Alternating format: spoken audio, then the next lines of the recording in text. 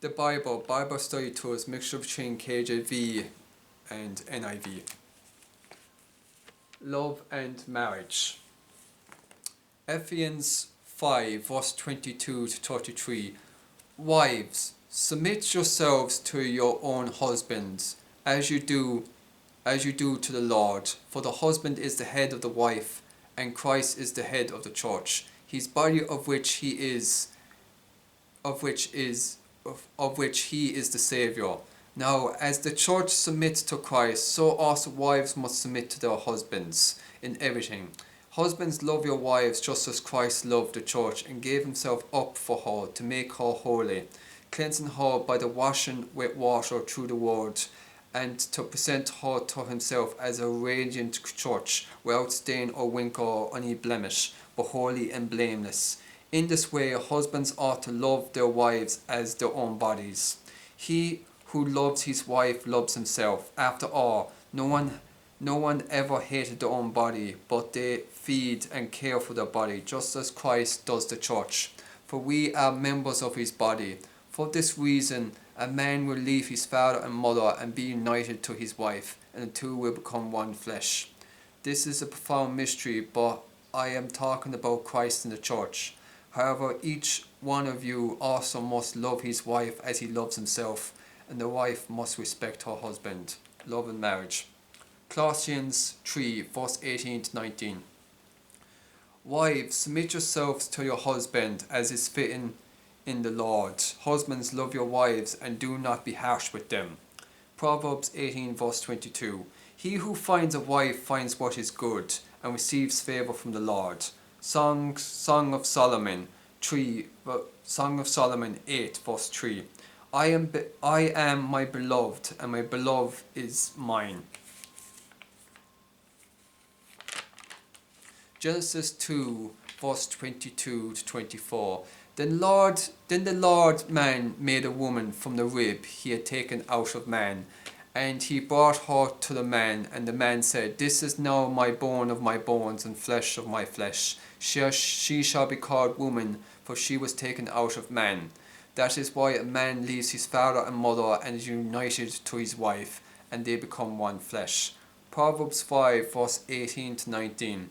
May your fountain be blessed, and may you rejoice in your wife of your youth. A loving door, a graceful deer. May her breast satisfy you always. May you ever be intoxicated with her love. Song of Solomon 3 verse 4. I found the one my heart loves.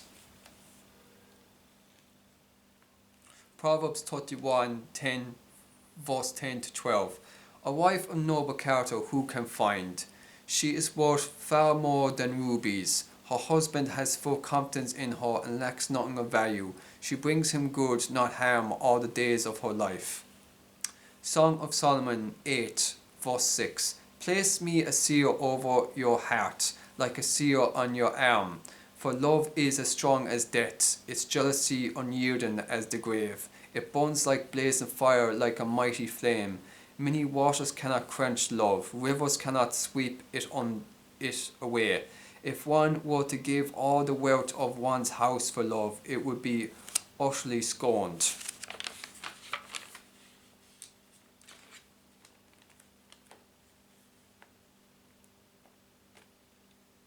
Ecclesiastes 4 verse 9 to 12.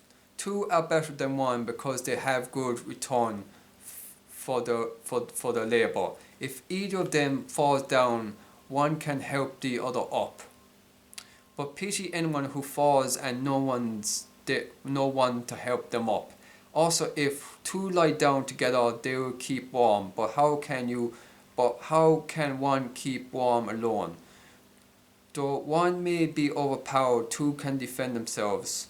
A cord of three stands is not quickly broken.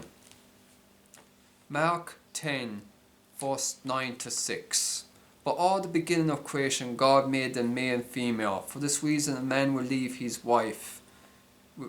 For this reason, I've made it out now. My apologies. I read that again. Mark 10 verse